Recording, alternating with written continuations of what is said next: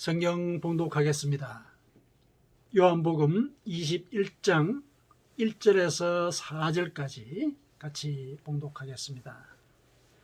그 후에 예수께서 디베랴 호수에서 또 제자들에게 자기를 나타내셨으니 나타내신 일은 이러하니라. 시몬 베드로와 디두모라 하는 도마와 갈릴리 가나 사람 나다나엘과 세베대의 아들들과 또 다른 제자 둘이 함께 있더니 시몬 베드로가 나는 물고기 잡으러 가노라 하니 그들이 우리도 함께 가겠다 하고 나가서 배에 올랐으나 그날 밤에 아무것도 잡지 못하였더니 날이 새어 갈 때에 예수께서 바닷가에 서셨으나 제자들이 예수이신 줄 알지 못하는지라. 아멘. 자, 올해는 신축년이라 그러죠. 신축년 새해가 밝았습니다. 세상 사람들은 올해가 흰 소위해다. 그래가지고 이제 자기들 이제 어떤 희망이나 소망들 이것을 또 애써 이렇게 길어 올리려고들 하지요. 굉장히 중요한 일입니다. 우리도 새로운 날을 맞이해서 이렇게 어떤 예를 들어서 기념적인 일이라 하더라도 그것이 우리 기억 속에 하나의 이정표가 되기 때문에 이런 날들을 통해서 또 새롭게 마음도 잡고 새롭게 계획을 하고 굉장히 중요한 일이죠. 한 해를 살아가는 동력이 됩니다.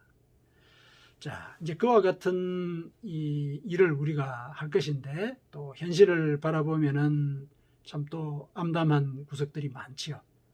바이러스 사태도 이렇게 위중해지고 있고 또 정치나 경제 상황도 녹록지가 않습니다.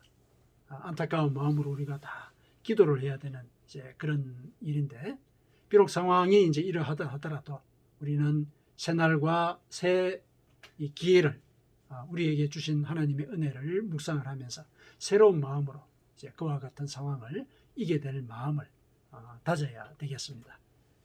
그래서 우리는 또 나름대로 우리의 신앙이 허락하는 그 이 영역과 그 기회에서 이제 새로운 계획들을 하게 되고 또 우리의 소망들을 이제 품게 되는데 그 모든 계획과 소망들을 이제 우리의 힘으로 또 우리의 계략과 우리의 계획으로 이루려고 해서는 한계가 있습니다.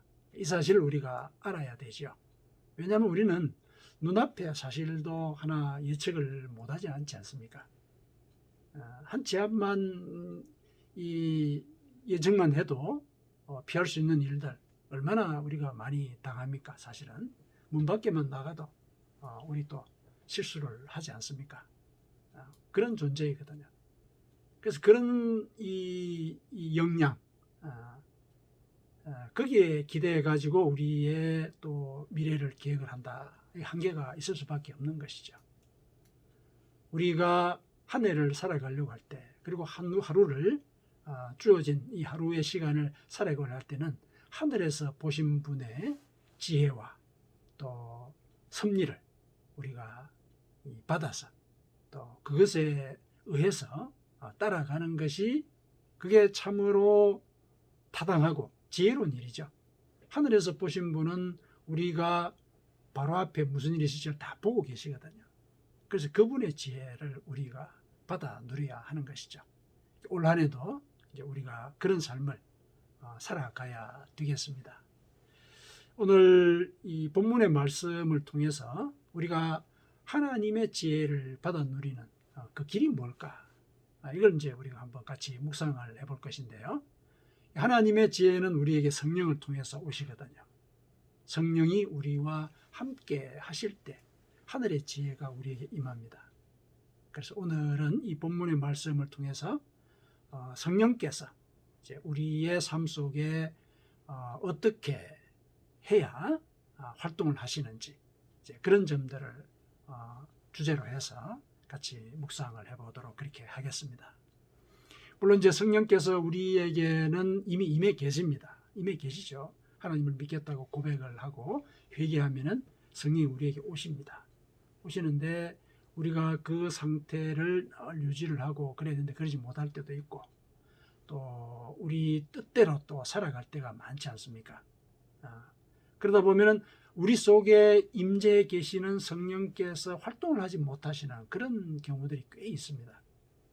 그래서 오늘 본문에서는 성령과 관련해서 특별하게 우리 삶 속에서 무엇이 성령의 활동을 방해하느냐, 그 점에 집중을 해가지고 말씀을 같이 살펴보도록 그렇게 하겠습니다. 자, 본문을 먼저 보시죠. 본문을 보면은 예수님께서 이제 부활하신 이후에 제자들이 어떻게 지내고 있는지 그 근황을 알려주고 있지요. 오늘 이 설교로서 이제 요한복음 이 강해에 대한 설교가 이제 마감이 되는 건데요. 21장의 이제 내용을 가지고 이제 같이 살펴보십시다. 예수님께서 이제 부활하셨는데 우리는 이 짐작컨대 예수님께서 제자들에게 부활한 모습을 보여주셨고, 그렇죠. 부활한 모습을 보여주셨고, 또 친히 나타나셔서 그 부활의 증거도 보여주셨다면은 제자들이 예를 들면은 이분의 말씀이 틀린 게 아니구나. 그러면은 우리가 다시 의기투합을 해가지고 우리가 이루지 못했던 그 다윗 왕국의 그 꿈을 같이 한번 이뤄봅시다. 라든지 아니면은 이제 예수님의 가르침을 전파하는 이 복음 사역을 하든지 이렇게 할 것이라고 우리가 상상을 하지 않습니까? 부활하신 이 현장을 다 체험을 하게 하시고 다 보게 하시고 그동안 하셨던 말씀이 다 진리라는 것을 증명을 하지 않았습니까? 그러면은 그분을 따랐던 제자들이라면은 당연히 그와 같은 반응을 보여야 되는데 지금 뭐 하고 있습니까? 물고기를 잡으러 간 거죠. 물고기를 잡으러 갔습니다. 이럴 수는 있겠죠. 혹시 그러면 생업의 현장으로 돌아가서 복음을 전하려고 하는가? 뭐 이렇게 이제 생각을 할 수도 있는데 그것은 아니었죠. 왜냐하면은 그들끼리만 갔지 않습니까? 그들끼리만 물고기를 잡으러 갔거든요. 그렇죠? 그들끼리만 이제 물고기를 잡으러 갔어요. 물고기를 잡아간 제자들이 이제 여기는 7명으로 나오죠. 7명. 2절에 보니까 이제 그 7명의 내용이 나옵니다. 세베대의 아들들 2명이에요. 야고보와 요한입니다. 야고보, 요한. 이렇게 해서 이제 7명이 이제 갔고, 나머지 4명. 유다는 이제 자살을 하고 죽지 않았습니까? 죽었고, 나머지 4명은 이제 또 고향이 이제 다르니까 그 연고지로 갔든지 아마 또 다른 일이 있었겠죠.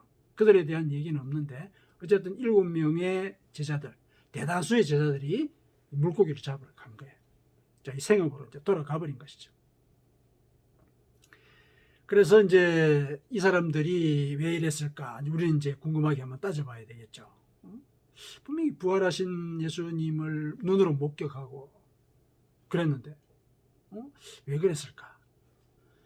또 더 우리가 궁금하게 여기는 건 뭐냐면은 예수님께서 부활하신 모습으로 그들에게 오셨을 때 뭘 하셨느냐 하면은 복음 사역을 위해서 파송하셨어요. 요한복음 20장에 이제 보면은 뭐라고 그러시냐면은 너희에게 평강이 있을지어다. 아버지께서 나를 보내신 것 같이 나도 너희를 보내노라. 파송한 거예요. 파송했습니다. 복음 사역을 위해서 파송을 하셨거든요. 분명히 복음을 전하라고 명령을 내리신 거예요. 그렇죠. 내리셨습니다. 그리고 이렇게 명령만 내리시는 것으로 그친 게 아니라 그때 더불어서 성령까지 주셨어요. 20장 22절에 보니까 그들을 향하사 숨을 내쉬며 이르시되 성령을 받아라. 성령을 주셨단 말이죠. 성령을 주셨어요. 지금 현재 예수님은 부활하신 그런 상태지 않습니까? 인간의 몸과는 달라요. 그러니까 부활하신 모습, 하나님이 되신 것이죠. 인간의 모습을 여전히 갖고는 있지만 하나님이 되신 거예요. 그러면 그분이 성령을 받으라. 그러면 성령이 임한 거예요. 왜 이렇게 얘기할 수 있느냐? 그거는 창세기 때 우리가 알 수 있지 않습니까? 창세기에 보면은 진흙덩이에 하나님께서 입김을 불어내셨다. 하나님의 영을 불어내신 거거든요. 입김이 루아, 성령이라는 얘기예요. 입김을 불어넣었더니 그 진흙덩이가 생명이 된지라 살아있는 존재가 되었다. 그러지 않았습니까? 마찬가지예요. 부활하신 하나님께서 숨을 내시사 제자들을 향해 숨을 내신 거예요. 성령을 보내셨다는 얘기죠. 그러면서 성령을 부어주신 거예요. 성령을 부어주셨습니다. 이 성령은 무슨 일을 하는 분이라고 가르치셨어요? 성령은 너희들에게 와서 모든 것들을 가르치고 또 내가 한 말을 다 기억나게 할 것이다. 그 일을 하시는 분이 성령이라고 그러셨죠. 그러니까 그런 성령께서 제자들에게 임한 거예요. 그러면은 제자들은 당연히 복음 사역을 위해서 헌신하는 것이 우리가 상상할 수 있는 그들의 모습이지 않습니까? 그렇죠. 그리고 예수님께서는 성령을 주시면서 더불어 또 하나 더 주셨어요. 뭘 주셨냐면은 죄를 사할 수 있는 권능까지 같이 주셨어요. 죄를 사할 수 있는 권능까지. 20장 23절에 그렇게 되어 있죠. 너희가 누구의 죄든지 사하면 사하여질 것이요 누구의 죄든지 그대로 두면 그대로 있으리라. 자, 이제는 죄 사함의 복음, 이것을 전파할 수 있는 모든 요건을 다 갖춘 상태잖아요. 제자들이. 그렇죠. 성령을 주셨고, 그렇죠. 죄 사함의 권능까지 주지 않았습니까? 그러면서 명령을 하신 거예요. 가서 복음을 전해라. 이 부활하신 하나님 예수님께서 제자들에게 요구하신 거예요. 그리고 유능한 동반자도 주시고, 그죠? 동반자도 주시고, 그 다음에 권능까지 주셨거든요. 제자들이 나가서 세례를 베풀고 죄를 용서를 하면은 그 사람들의 죄를 하나님께서 용서해 주시겠다. 그런 권능까지 주셨거든요. 그러면은 나가서 복음을 전파를 해야 되는데 물고기를 잡고 있는 거예요. 물고기를. 생업으로 돌아가 버렸단 말이죠. 그러니까 이들이 받았던 그 성령이 이들 속에서 활동을 못한 거예요. 그러니까 성령의 활동을 방해하는 그런 요소가 이들 가운데 있었다는 얘기죠. 그렇죠. 그게 뭔가? 이거 우리가 한번 살펴보도록 하십시다. 이거는 이제 요한복음 20장과 연관해서 이제 같이 우리가 살펴봐야 되는 부분이거든요. 자, 예수님께서 이제 부활하신 뒤에 나타나셨을 때, 그때 도마가 그 자리에 없었죠. 제자들이 있었는데 도마가 없었어요. 그렇죠. 그리고 나중에 도마가 다른 제자들의 얘기를 듣고 나는 그거 못 믿겠어. 나는 그분의 이 손가락과 옆구리 안 만져보면 난 못 믿겠어. 이런 식으로 이제 얘기를 한 거죠. 그랬더니 예수님께서 한 번 더 나타나셨죠. 두 번째 나타나셨어요. 그러면서 친히 도마를 부르셨거든요. 부르셔가지고 네가 나를 본고로 믿느냐? 보지 못하고 믿는 것이 더 복되다. 이런 얘기를 하시죠. 이런 얘기를 하십니다. 믿음 없는 자가 되지 말고 믿는 자가 되라. 이렇게 권면을 하셨거든요. 20장 27절에. 그러면서 이제 네 손으로 내 손과 내 옆구리를 만져봐라. 복음의 그 부활의 증거를 네가 한번 확인해 봐라. 이렇게 얘기를 했죠. 이거 뭡니까? 제자들 가운데 불신이 있었을 때, 그렇죠? 불신이 있었을 때 사실은 예수님께서 직접 오셔야 되는 상황이 벌어지는 거죠. 불신이 있으면은 성령이 활동을 못 한다는 얘기예요. 예수님께서 직접 오신다는 것은 성령이 안 계신다는 얘기예요, 사실은. 성령을 보내신다는 것은 내가 떠나기 때문에 성령을 보낸다 그러지 않았습니까? 예수님께서 직접 오셨다는 것은 성령이 활동을 못하고 있는 그런 상황인 것이죠. 그런 상황이 제자들의 상황입니다. 그러니까 마음속에 불신이 있을 때 성령은 활동을 못 하시는 거예요. 그 영은 예수님께서 주신 영이지 않습니까? 근데 예수님께서 부활하신 나의 구세주다. 이걸 못 믿는데 그분께서 주신 영이 어떻게 활동을 할 수 있겠습니까? 그렇죠. 논리적으로 생각해도 그렇죠. 우리가 하나님을 믿지 못하는데 하나님의 영이 어떻게 우리 속에 임재를 하겠습니까? 활동을 하겠습니까? 못한다는 얘기예요. 하나님께서 나를 구원하신 구세주이시다. 이거 믿어야 되는 것이죠. 그게 이제 첫 번째 이유인 것이죠. 도마는 이제 그렇게 해서 해결이 되는데 사실 베드로도 이 불신의 마음이 좀 있었죠. 불신하고 있었어요. 베드로는 사실은 죄책감까지 같이 있었죠. 무슨 일이 있었습니까? 예수님을 3번이나 부인하지 않았습니까? 자기가 자기 목숨을 내어놓고 제가 당신을 지키겠습니다. 이렇게 막 공언까지 했거든요. 공언까지 했는데 막상 예수님이 붙들려 가서 신문을 당하는 그 현장에서 자기 목숨이 두려웠던 것이죠. 그래서 3번이나 예수님 모른다고 그랬습니다. 나 저 사람 몰라. 다른 복음서에 보면 저주까지 했다 그랬어요. 모른다고. 그런 마음을 그게 좀 부담이 되지 않았겠습니까? 늘 그죠? 그랬는데 예수님께서 부활하신 뒤에 2번 제자들에게 나타나지 않으셨습니까? 근데 자기에게는 이런 방구 아무 말씀도 안 하시는 거예요. 이런 방구. 우리가 상식적으로 생각할 때 예수님께서 내가 당신을 배반한 것에 대해서 속이 상하셨는 모양이다. 당연히 그렇게 생각하겠죠. 얼마나 그 예민하게 생각을 하겠습니까? 자기가 죄가 있으니까. 죄가 있는 그런 상황 속에서는 예수님의 모든 그 행동이나 아주 사소한 손짓 이런 것들도 자기에게는 굉장히 예민하게 다가오지 않겠어요? 베드로가 이제 그런 상황이었던 거죠. 그런데 2번씩이나 그렇게 기적적으로 제자들 앞에 나타나시면서 자기에게는 아무 말씀도 안 하시는 거예요. 그리고 이제 시간이 지난 거죠. 그러고는 아무런 일도 일어나지 않는 그 상태에서 베드로는 뜬금없이 나는 물고기 잡으러 가노라 그랬어요. 왜 그랬을까요? 왜? 예수님께서 나를 버리셨구나. 나를 버리셨구나. 그런 생각하지 않겠습니까? 그런 생각할 거거든요. 그러니까 이와 같이 마음속에 죄가 있으면은 성령이 활동하지 못하세요. 성령이 활동을 하시면은 모든 것을 가르치고 예수님께서 일러주신 말씀을 기억나게 할 거라 그러지 않았습니까? 예수님께서 누누이 다니시면서 3년 동안 뭘 가르치셨어요?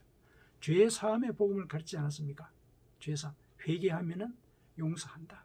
그게 하나님의 뜻이다. 이거 가르쳤거든요. 그런데 전혀 그런 걸 기억을 못하는 거예요. 성령이 활동하지 않았다는 얘기죠. 그러니까 이 마음속에 죄책감, 죄에 대한 기억 이게 있으면은 성령이 활동하지 못하시는 거예요. 회개하지 않으면은 성령이 활동하지 못한다는 얘기예요. 이게 이제 2번째 요인입니다. 성령의 활동을 방해하는 것. 그 다음에 세 번째 보면은 이제 이 베드로와 또 관련이 되는데 예수님께서 베드로가 그와 같이 마음이 참 무거워하는 걸 아신 것이죠. 그래서 3번째 나타나셨죠.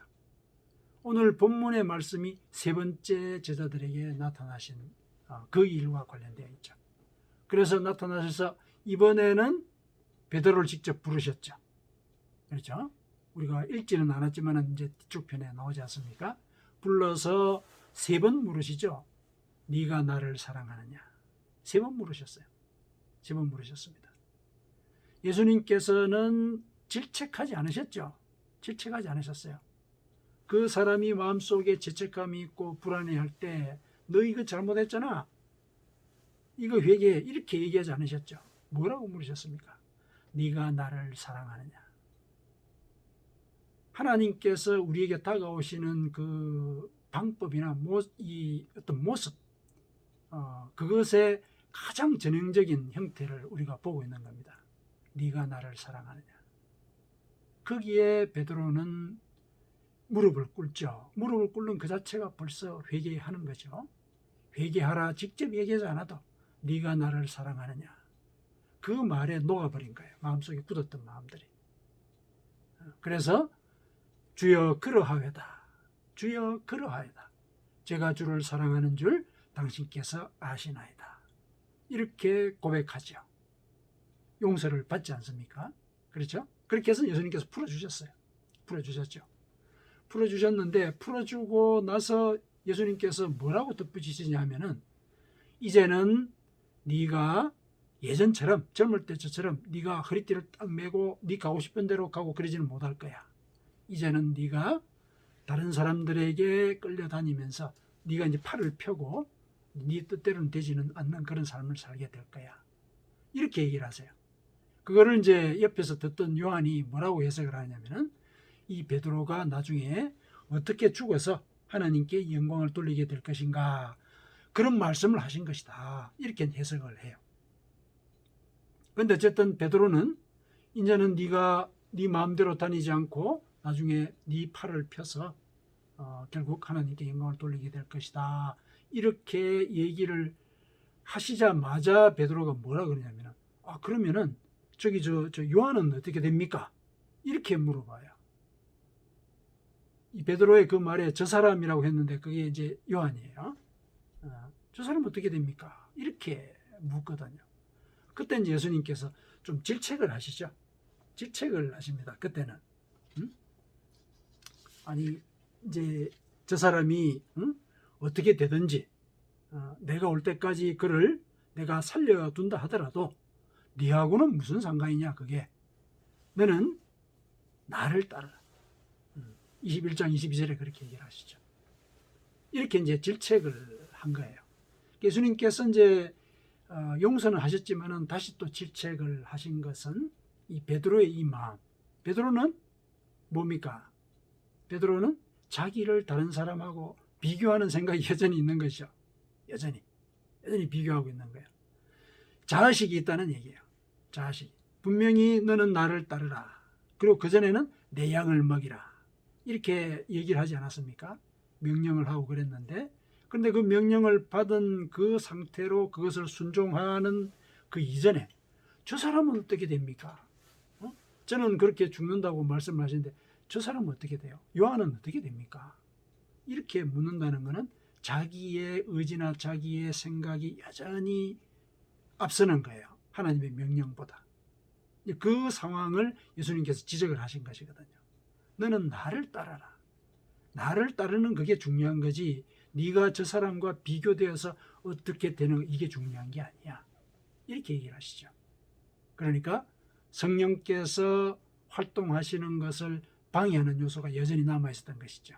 자기의 생각, 자기의 뜻을 하나님의 명령보다도 우선하는 것. 이게 성령의 활동을 또 방해하는 것이죠. 그래서 이 제자들의 이 행적을 이렇게 쭉 살펴보니까 성령께서 활동하지 못하는 요소, 이게 분명히 다 드러나죠. 우리 속에 불신이 있으면 성령이 활동하지 못하십니다. 우리 속에 죄의 의식, 죄책감, 회개하지 않은 그런 마음들, 그런 기억들, 이런 것들이 있을 때 성령이 활동하지 못하시는 거죠. 그리고 내 생각이 앞서는 거예요. 나의 계획과 나의 뜻, 나의 꾀, 이런 것들이 앞설 때 성령이 활동하지 못하십니다. 이 세 가지의 요소가 성령의 활동을 방해하는 것이죠. 그러면은 우리는 하나님께서 부어주고자 하시는 그 큰 은사도 못 받아 누리는 거죠. 내 생각대로만 하니까 내가 할 수 있는 그 한도 내에서만 우리는 어렵게 살아가는 것이죠. 영적으로나 또 육신적으로나 그렇게 될 수밖에 없는 거예요.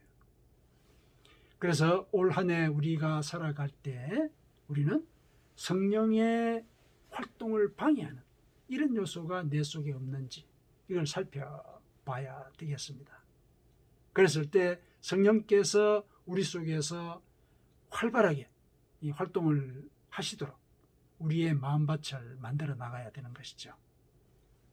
물론 이제 우리가 그와 같은 상황인 것, 이거 예수님 하나님께서 다 알고 계시죠. 우리가 육신을 입은 존재로서 참 약하다. 큰일만 당하면은 하나님이 없다. 이렇게 또 얘기를 하는 존재가 우리라는 것 알고 계십니다. 그리고 회개를 잘 안 하는 존재라는 것도 알고 계세요.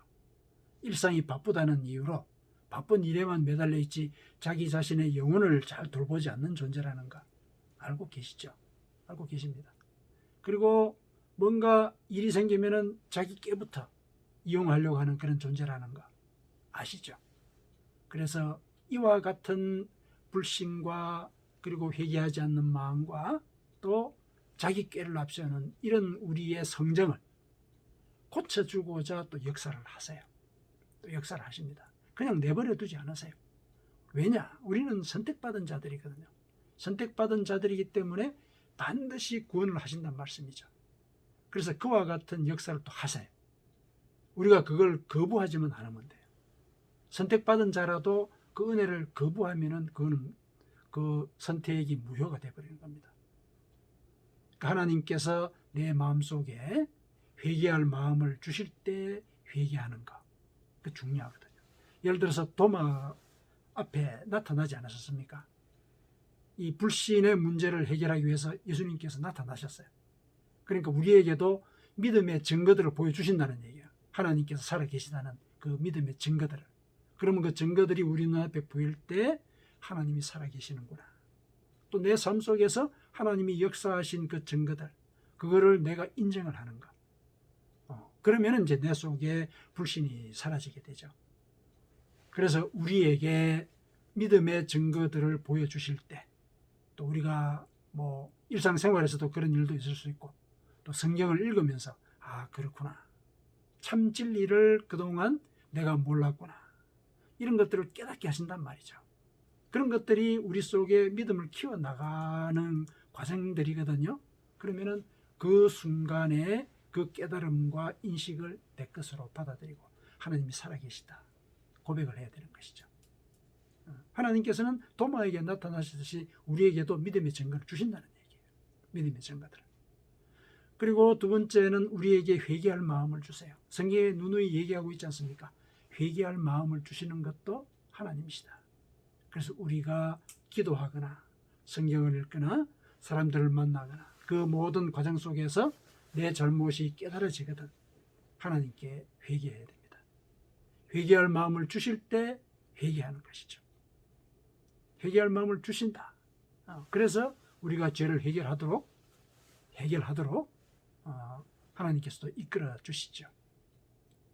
그리고 이제 내 꾀를 이렇게 먼저 앞세우는 이런 이제 행위들, 행동들, 이런 것들도 우리의 삶 가운데서 참 빠지기 어려운 그런 족쇄라는 거 우리가 인정할 수밖에 없지 않습니까? 이런 과정들, 이런 것들도 결국은 우리로 하여금 깨닫게 하시죠. 하나님의 그 뜻이 이와 같이 크다라고 하는 것. 실수를 통해서도 깨닫게 하시지만 어떤 때는 징계를 하시기도 하시죠. 징계를 하십니다. 하나님은 자기가 사랑하는 자를 징계하신다 그랬어요. 잘못을 깨닫지 못하고 예를 들면 자기 꾀만 자꾸 쫓아갈 때는 그 꾀에 발목이 잡히게 하신다는 얘기죠. 그렇게 해서 깨닫게도 하십니다. 이렇게 해서 우리 속에 성령이 활동하시도록 또 터전을 만들어 가시는 분도 하나님이세요. 그래서 이와 같은 은혜가 임할 때 거부하지 않으면 되죠. 그런 기회가 올 때 회개하고 기도하고 또 하나님께 대한 어떤 내 마음을 바쳐드리고 이렇게 하면 되는 것이죠. 그 과정들이 우리 속에 성령이 임해서 활동하도록 하는 그런 길이 된다. 이렇게 얘기할 수가 있습니다. 자, 불신을 없애고 또 회개하고 그 다음에 하나님의 말씀을 내 뜻보다 우선하는가. 이거는 이제 크게 얘기하면은 예수님과 가까이 사는 것이죠. 예수님과 가까이 있는 것. 오늘 본문에 보니까 제자들이 배를 타고 멀리 나갔잖아요. 그러다 보니까 해변가에 서 계신 예수님을 알아보지 못했죠. 굉장히 상징적인 장면이에요. 지금 제자들은 성령 인도를 받지 못하는 상태에서 불신과 그 다음에 죄의식과 또 자기의 꾀 그걸로 똘똘 뭉쳐가지고 멀리 바다 안쪽으로 멀리 나가 있는 거예요. 예수님 이제 해변가에 계시는데 그래서 예수님께서 저쪽 편에서 불렀죠. 얘들아 불렀어요. 얘들아. 여전히 그 친근한 그런 음성으로 부르신 거죠. 얘들아. 불렀단 말이죠. 못 알아들었어요. 그리고 그분이 예수님인지도 몰랐어요. 제자들이. 이렇게 우리 속에 성령이 활동하지 않으면 우리는 예수님으로부터 멀리 떨어져 있게 되는 거거든요. 멀리 떨어져 있는 거예요. 이들이 배를 몰아서 해변가로 다가갔을 때 그분이 예수님인 줄 알지 않았습니까? 그렇죠. 예수님께로 다가가야 되는 거예요. 예수님께 다가가는 것은 어떻게 하는 것이냐? 그거는 우리가 이제껏 늘 해왔던 그 일을 계속하는 거예요. 우리가 뭘 해왔습니까? 우리가 예배 드리고 기도하고 회개하고 말씀대로 살려고 노력해왔죠. 그 일을 계속하는 거예요. 그 일은 어떤 면에서 보면은 그냥 습관인 것 같아. 그렇죠? 그러나 그 습관은 무의미한 동작의 반복이 아닙니다. 그 모든 그 반복되는 그 과정 속에서 우리는 성령의 도구로 다듬어지는 겁니다. 성령께서 내 마음의 터전에서 활발하게 활동할 수 있는 그 영역을 넓혀가는 거죠. 그 과정이에요. 그래서 우리가 매일 성경 읽고 또 매일 기도하고 또 기도하는 가운데 회개하고 그러면서 깨달은 말씀 그거를 실천하는 거 이거 굉장히 중요한 것이죠. 그러면은 성령께서 내 속에서 불신도 없애주세요. 그리고 죄의식도 없애주시죠. 예수님 안에서 평강을 누리게 하신단 말씀이죠. 그리고 하나님의 나라와 그분의 의로움을 앞세우면서 말씀대로 살려고 하는 그런 동력을 또 주신단 말씀이죠. 이게 이제 우리가 예수님께 가까이 다가가는 것, 그것의 내용이고 그 일 또한 성령께서 하시는 거예요. 모든 것들이 다 한꺼번에 종합적으로 이루어져서 우리가 구원받은 자로서 살아가도록 하는 그 일에 다 투여가 되는 겁니다. 종합예술가세요. 하나님은 모든 것들을 다 연결해서 그 내부의 결속과 그리고 우리를 구원하기 위한 모든 조건과 요소들을 전부 다 유기적으로 다 결합을 시켜서 구원의 자리로 우리를 인도하시는 것이거든요. 그런 일들을 성령께서 우리 속에서 하시고 또 그걸 우리가 안 이상은 성령께서 우리 속에서 활발하게 활동하도록 우리 나름대로 준비를 해야 되는 부분이 있다. 그게 늘 예배하고 기도하고 성경 읽고 또 말씀대로 사는 것 이걸 통해서 이루어진다는 것이죠. 우리는 나 자신이 성령의 도구로 다듬어지는 그런 과정을 살고 있다는 거 그거 기억하셔야 됩니다. 올 한 해도 우리가 이제껏 해온 대로 우리의 예배의 삶 이것을 계속해 나가되 새로운 마음을 갖는 이 새해 우리가 이제껏 해왔던 그 모든 성령의 도구로서의 삶을 다시 한 번 더 살펴보고 내가 더 회개할 것은 없는가 또 내 마음 가운데 내가 실천하지 못하는 그런 하나님의 말씀이 없었는가 이걸 살펴보고 혹시 나는 어려운 일이 생겼을 때 불신하는 그런 마음이 불쑥 나오는 그런 상태에 있는 건 아닌가 돌아봐야 되겠습니다. 그래서 성령께서 내 마음 가운데 활발하게 활동할 수 있도록 그분의 활동을 방해하는 요소가 없어져서 성령께서 내 속에서 성령의 열매를 풍성하게 맺을 수 있도록 준비되는 그런 삶을 살아가야 하겠습니다. 사랑하는 성도 여러분, 올 한 해 동안 성령께서 인도하시는 그런 삶 가운데서 영적으로나 또 육신의 삶 가운데서도 풍성한 결실이 맺히기를 하나님의 이름으로 축원합니다. 아멘.